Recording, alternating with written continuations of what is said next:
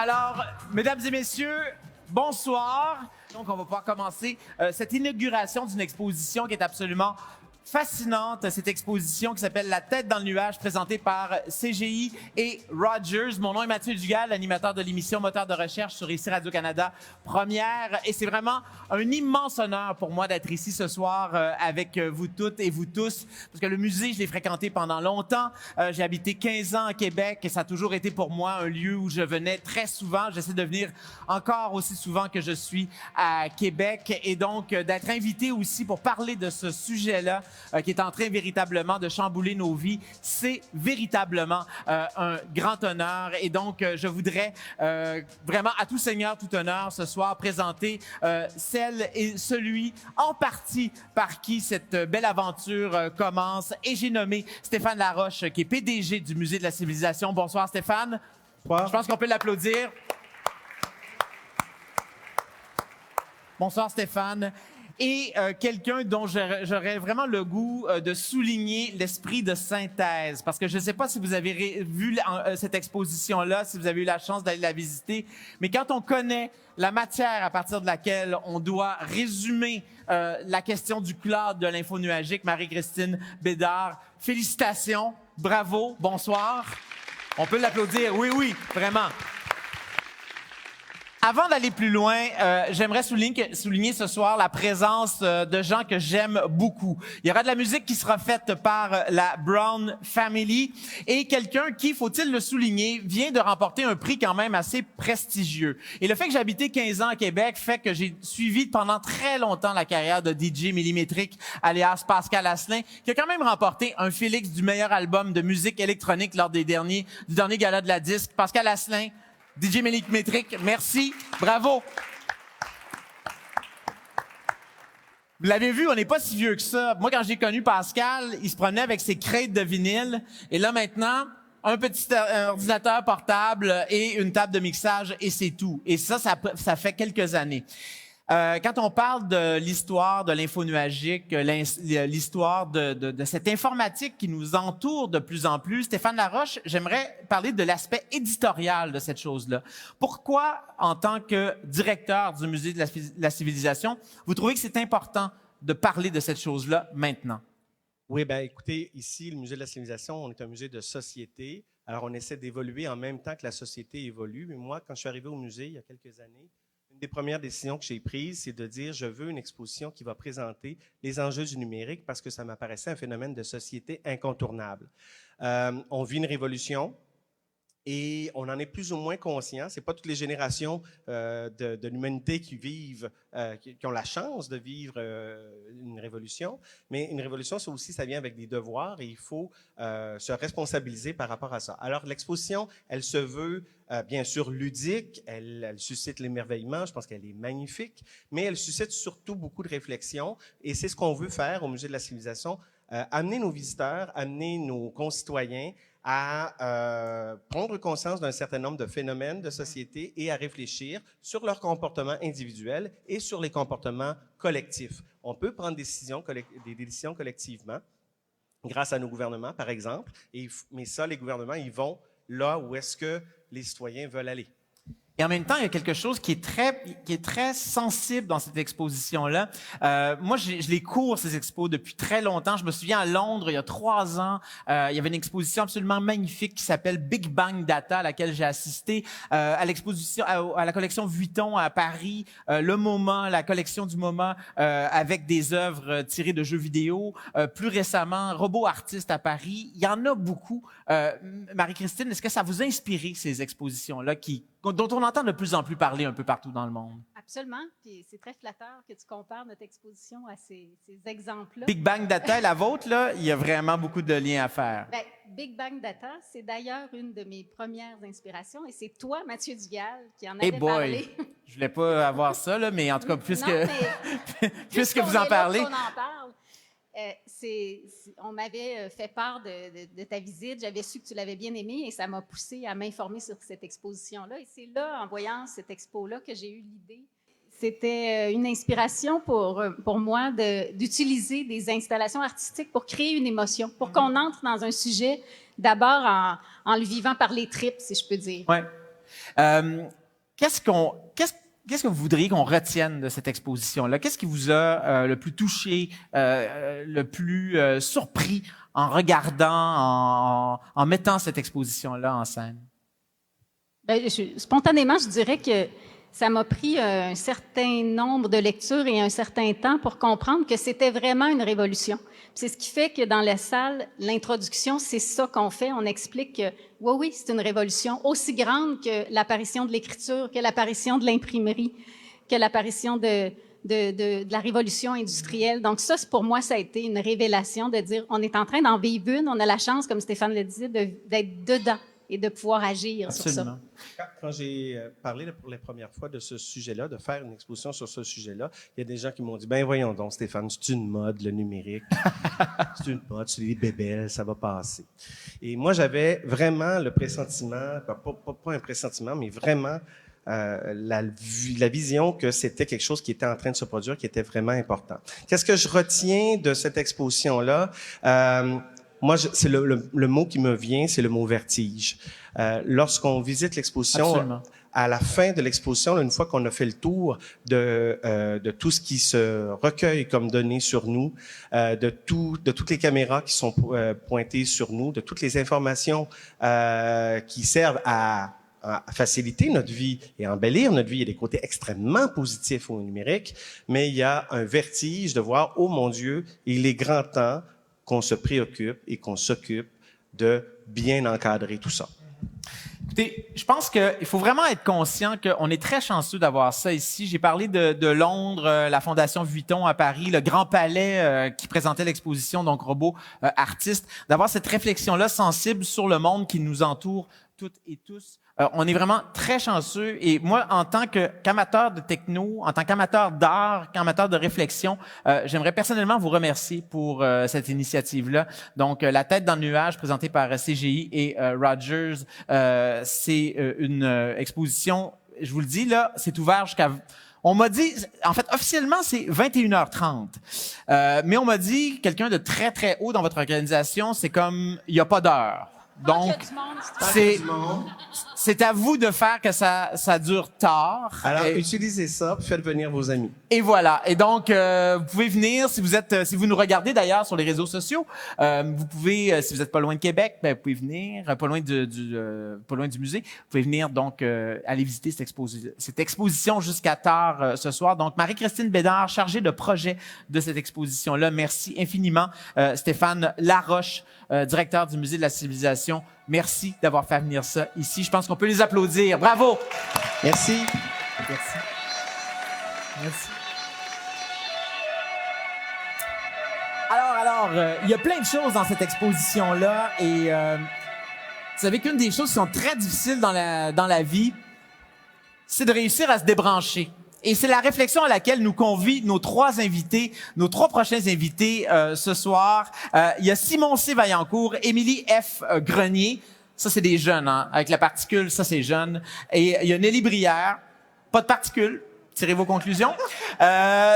Qui vont venir nous parler d'autres aspects de cette exposition. Je pense qu'on peut les applaudir. Bravo.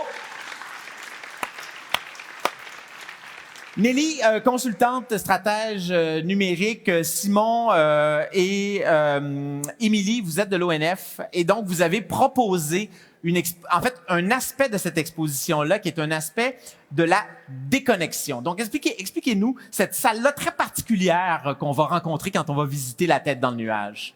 Qui veut se lancer? Ben, Simon. Tout d'abord, l'origine, parce que quand Stéphane Laroche parlait de quand il est arrivé ici au musée, il pensait à une exposition comme ça. À peu près au même moment, en 2015, moi, je marchais mon chien dans la rue et puis c'est Periscope qui venait sortir puis on fait voir des choses live. Alors, je regardais YouTube Live au Centre Bell puis j'étais fasciné. Puis je marchais mon chien puis à un moment donné, j'ai reçu un Messenger puis là, j'ai fait, attends un peu, je suis avec mon chien? Je suis avec YouTube Live au forum avec mon ami Messenger? C'est quoi, là? Il y en a trop.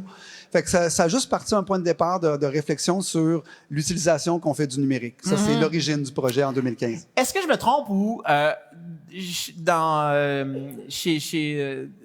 dans vos deux rapports à la technologie, vous n'êtes pas nécessairement dans la même sensibilité? Quelqu'un aime plus les écrans que l'autre?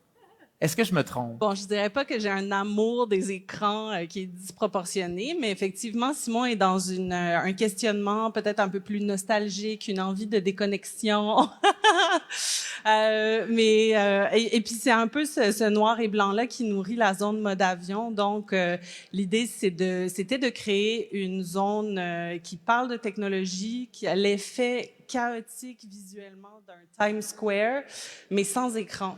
Donc, d'aborder des thématiques numériques qui sont très à propos aujourd'hui, qui font partie de cette révolution dont parlaient Marie-Christine et Stéphane, mais de se les poser en se mettant un filtre rouge devant les yeux. Donc, on met une paire de lunettes. En forme de cœur. En forme de cœur, pourquoi pas? Des likes. Ben oui, c'est vrai. C'est 2 likes. On a 2 likes dans les yeux. J'avais pas vu ça. C'est très concept. C'est rouge, la couleur de la notification, de la dopamine avec des likes. C'est très concept, ça, ouais. Et donc l'idée, c'est un 3 parcours. Et puis, on encourage le visiteur à déambuler dans les 3 parcours. C'est comme un grand jeu de serpent et échelle où littéralement on monte et on glisse. Et puis, on est confronté à des affirmations, à des questions qui nous pose face à notre propre rapport à notre identité numérique, à notre relation aux autres. L'énoncé de travail, c'est qu'on n'est pas accro à nos téléphones, on n'est pas accro à nos gadgets, on est accro l'un à l'autre. On est accro à la socialisation. C'est très juste. Et d'ailleurs, il n'y a pas d'écran dans votre installation, mais c'est une invitation à utiliser les nôtres. Parce que j'ai fait des tests. Il y a vraiment des espaces à selfie absolument extraordinaires. Ça prend des beaux selfies, ça, cet espace-là, je vous le jure. Ça a été très bien pensé. Et d'ailleurs, puisque tu en parles, c'est vraiment un cheval de bataille chez toi, Nelly. Ça fait quand même longtemps qu'on se connaît. La question, justement, du rapport addictif ou non aux réseaux sociaux. Comment est-ce que tu l'as compris, ce rapport-là, dans la manière dont on présente la tête dans le nuage? Ben en fait, j'aime beaucoup l'aspect qui est très techno-neutre. En fait, c'est ni technophile, c'est ni technophobe. Justement, on questionne toutes ces zones-là. Je suis souvent perçue comme une technophile, mais pas vraiment. C'est souvent juste que je réagis aux technophobes. Alors, je suis très confortable dans cet univers-là, et je trouve que c'est important de les questionner.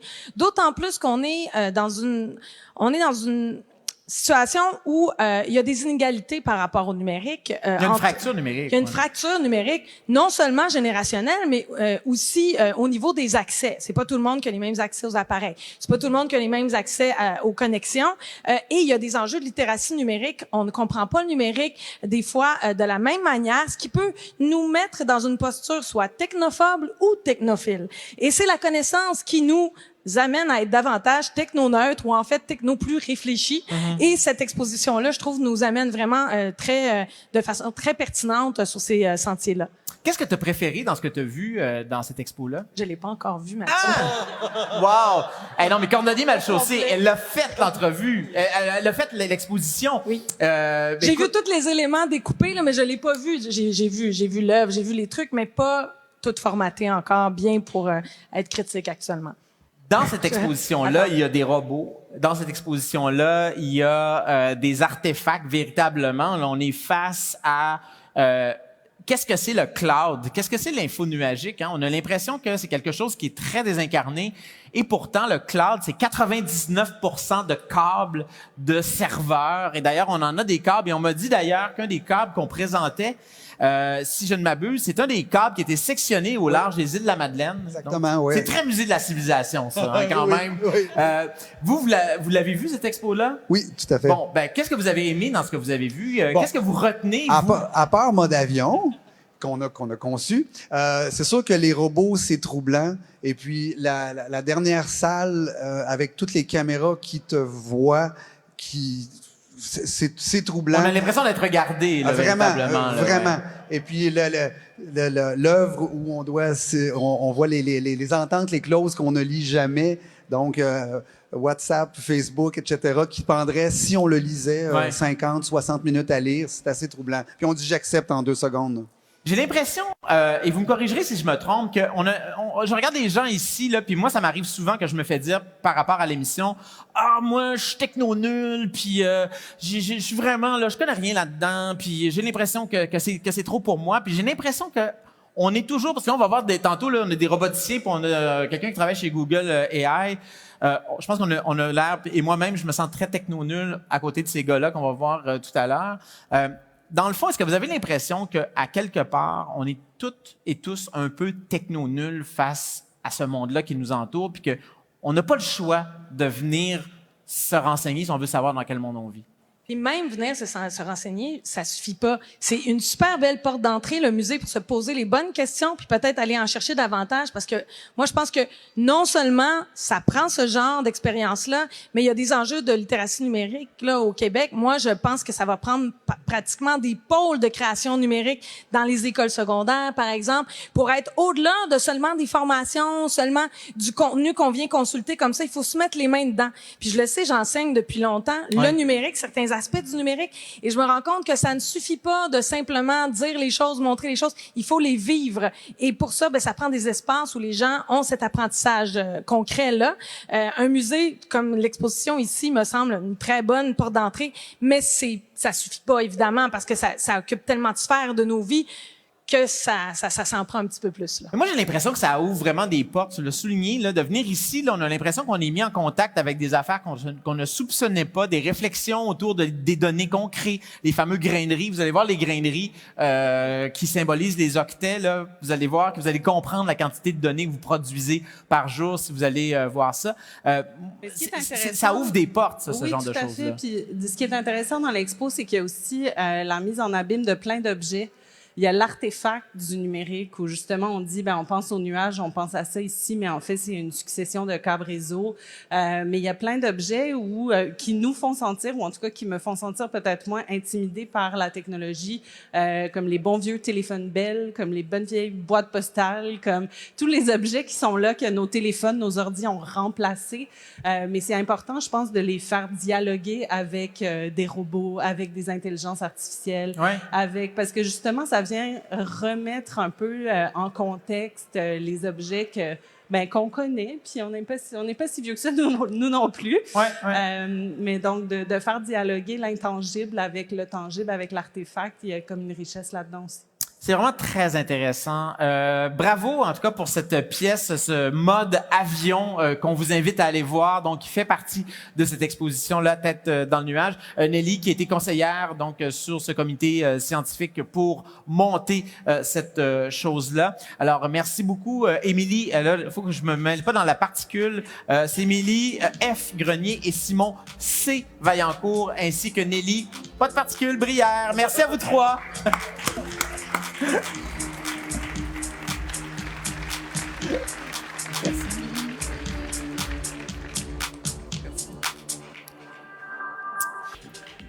On a l'impression que parce qu'il y a des ordinateurs, c'est techno. Puis parce que il y a du cloud, c'est techno. Mais la techno, ça fait, je dirais, au pif, entre 1,8 et 2 millions d'années que nos ancêtres ont commencé à utiliser des outils. Donc, la techno, qu'est-ce que c'est? Est-ce que c'est d'avoir commencé à utiliser des silex il y a des centaines de milliers, voire des millions d'années? Est-ce que c'était plus techno ou moins techno? Je pense qu'on est la techno fait partie de nous. Et maintenant, la techno, elle se décline dans les inventions que nos trois prochains invités concoctent dans leur laboratoire. Et vous allez voir, ils n'ont pas l'air du tout des savants fous comme ça, mais ce sont véritablement des savants fous. Ils se nomment Martin Noël et Marc-André Pichette. Bonsoir à vous deux. Bonsoir Martin, bonsoir Marc-André. Martin Noël, directeur des ventes pour le Québec de la compagnie Fanuc, et Marc-André, responsable des communications internes chez ABB. Donc vous autres, vous êtes dans le robot. C'est vraiment le robot tel qu'on le voit, là. Oui, ça va aller mieux. Oui. Prenez votre bras articulé. Donc, bonsoir à vous deux. Merci. Et Hugo Larochelle, qui le dira jamais trop fort. Et vous connaissez Yoshua Bengio, hein? Qui est devenu véritablement, presque du jour au lendemain, une star de l'intelligence artificielle, pas seulement ici au Québec, pas seulement au Canada, mais également partout dans le monde. Et Yoshua me disait que Hugo, c'était pas mal dans ses meilleurs étudiants. Donc, c'est Hugo Larochelle qui travaille chez Google AI. Bonsoir, Hugo. Salut, Mathieu. C'est moi qui le dis, hein. J'ai le droit de le dire. Hein. Oui, il aurait pu me le dire en personne. C'est Yoshua. Arrêtez le fun. Je vais vous remettre en contact, là, vous allez voir, on va organiser ça. Par quoi commencer? C'est quand même fascinant. Je pense que sans ton intelligence artificielle, ces robots-là peuvent pas fonctionner. Est-ce qu'on peut le dire comme ça?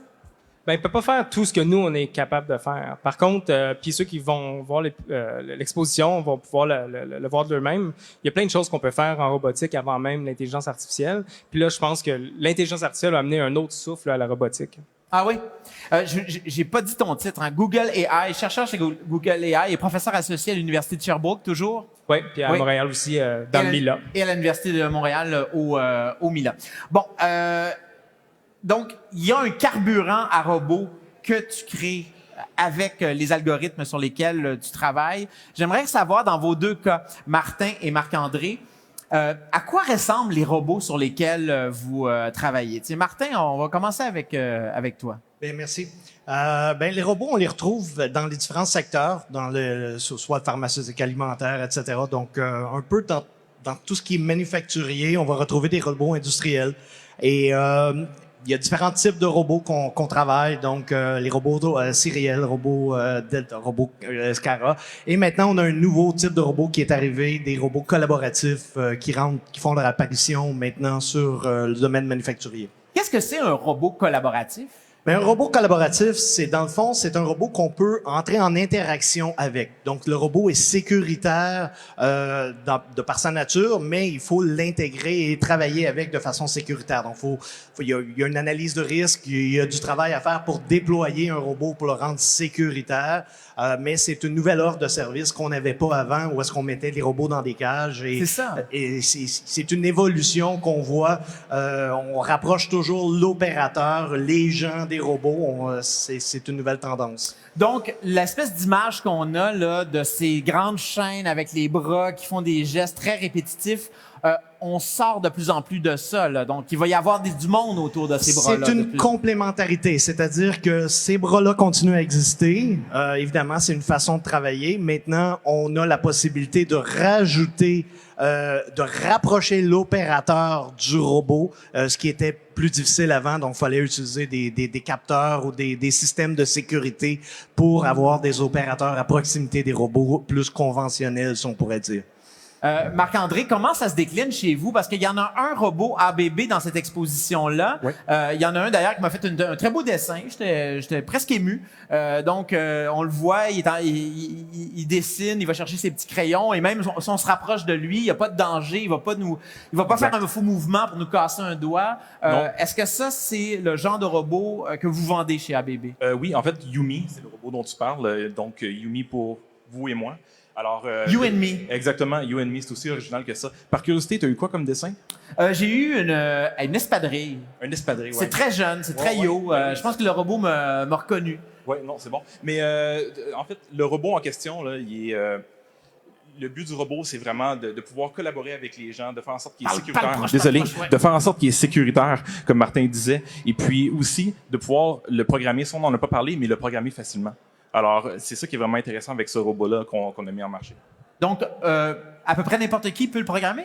Moi-même, j'ai réussi à le programmer. Donc, j'ai aucune formation spécialisée, j'avais aucune connaissance en programmation avant, et puis j'ai réussi à le faire. Donc, c'est vraiment du clic, on bouge, et puis on a pas mal l'opération qu'on souhaite avoir. C'est très intéressant que tu soulignes ça, parce que dans le fond, Hugo, quand on regarde le travail les algorithmes sur lesquels vous travaillez, notamment chez Google AI, c'est extrêmement compliqué. On est dans la statistique, on est vraiment dans des analyses de big data, de grands ensembles de nombres. Et pourtant, le but de ça, en fait, un des buts de ces algorithmes-là sur lesquels vous travaillez, c'est de rendre l'interaction avec l'humain la plus simple possible. C'est très paradoxal comme travail, hein?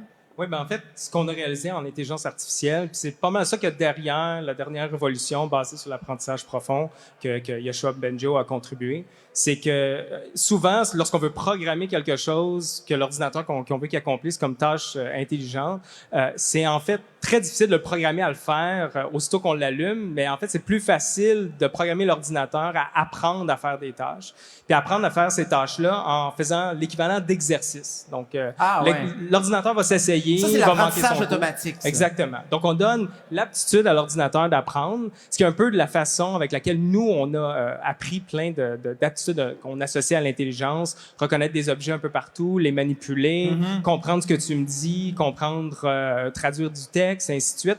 Donc, on fait ça en donnant des exercices à la machine, puis on lui donne l'aptitude d'apprendre de ses erreurs. On le sait, là, les robots dans l'histoire, ça a suscité beaucoup de craintes parmi nous parce que on s'est dit pendant longtemps, on va tous se faire voler nos jobs, les robots vont prendre. Et c'est en partie vrai. Sur les chaînes de montage, ça a été le cas. Dans le cas des algorithmes, dans certaines tâches, je dirais, de haut niveau, les algorithmes commencent à compétitionner l'être humain. Dans certains cas, nous battent carrément dans des jeux qu'on réputés jusqu'ici infranchissables par ces intelligences-là. Jusqu'où ça va aller? Est-ce qu'on va encore trouver notre place quand vos inventions vont se raffiner encore plus? Si on se revoit dans 5 ou dans 10 ans, est-ce qu'on va avoir encore une place dans ce monde-là? Je pense en partie un choix de société. Puis c'est ce que j'aime d'une exposition comme ça, qui nous amène à se questionner. Qu'est-ce qu'on va en faire de ces technologies-là? Moi, ce qui m'a amené dans ce domaine-là, ce qui me passionne par rapport à l'intelligence artificielle, c'est que c'est des technologies qui vont potentiellement s'occuper d'aspects de nos travails qu'on veut pas faire, en fait, qui sont laborieux, qui sont pas créatifs, pour garder l'aspect créatif de tout notre travail pour nous, finalement. Donc, on va rester toujours aussi créatif, sauf qu'on va avoir plus d'outils pour faire jouer cette créativité-là. On peut le dire comme ça? Je pense que oui, il y a des exemples comme on sait on parle beaucoup de l'impact que l'intelligence artificielle pourrait avoir dans le domaine de la santé, puis entre autres tout ce qui est l'analyse d'images médicales, qui on a l'impression de pain et le beurre de certains médecins spécialistes, mais dans les faits, ça c'est une parcelle de leur travail. Il y a plein d'autres choses qu'ils font qui sont pas aussi faciles à automatiser que cette portion-là. Puis donc ça pourrait potentiellement les libérer, ces médecins-là, pour couvrir plus de patients, par exemple. Donc je pense que c'est les opportunités comme ça qui sont vraiment excitantes. Donc, garder la créativité. Dans votre deux cas, Martin et Marc-André, est-ce que les robots, c'est une menace pour les gens, les enfants, les petits-enfants qui nous regardent actuellement? À vrai dire, les robots créent de l'emploi. C'est la réalité. C'est ce qu'on voit. Ça fait des années qu'on voit autour des robots plus d'emplois créés, plus des tâches qu'avant, oui, le robot va faire des tâches répétitives ou des tâches dangereuses. Mais ces emplois-là, c'est pas des emplois nécessairement qu'on veut que les gens fassent ou que les gens veulent faire. Donc, le robot amène, évidemment, tout autour. L'aspect créativité, c'est très bien dit parce que il faut les déployer, les robots. Faut emmener l'intelligence, le jus de cerveau pour comment on va travailler avec ces robots-là dans des applications de tous les jours, là. Marc-André? J'appuie ce que Martin dit. Et puis, je pense à l'avènement de l'automobile, quand les cochers, justement, ont vu les véhicules arriver sur les routes et puis qui ont dit, mais c'est quoi le futur, là? Est-ce que c'est les véhicules ou c'est nous avec nos chevaux? Alors, encore une fois, il faut pas oublier aussi qu'il y a un nombre d'emplois qu'on connaît pas encore qui vont être inventés. Comme au même titre que quand l'automobile est arrivé, il y a eu des mécaniciens qui sont arrivés, il y a eu d'autres emplois qui ont découlé de ça. Donc, je pense qu'on est dans un milieu où on va pouvoir continuer à créer de l'emploi. Très intéressant. Mais écoutez, c'est quand même assez motivant. Je vois ici Roland Lepage qui est avec nous ce soir, même dans le domaine du théâtre. On voit la technologie qui devient de plus en plus présente et où on développe des interactions avec des comédiens, avec des dispositifs scéniques. Il y a Robert Lepage aussi, qui est vraiment un grand tenant de ces choses-là ici. Ben, écoutez, c'est extrêmement stimulant. Martin Noël, directeur des ventes pour le Québec de la compagnie robotique Fanuc. Marc-André Pichette, responsable des communications internes chez ABB. Et Hugo Larochelle, chercheur chez Google AI au Milan et professeur associé à l'Université de Sherbrooke. Merci beaucoup à vous trois. Merci. Merci. Bon, ben là, c'est la partie le fun, hashtag le fun qui commence. On aura de la musique ce soir qui sera on peut remercier DJ Millimétrique qui était là avec nous ce soir, mais il y aura également la Brown Family et vous pouvez aussi aller voir sur le site donc mcq.org /nuage pour aller voir une partie de cette exposition là. C'est ouvert jusqu'à tard ce soir. Alors j'espère qu'on va se recroiser autour de cette scène ou dans les salles d'exposition. Merci beaucoup d'avoir été là. Bonne exposition!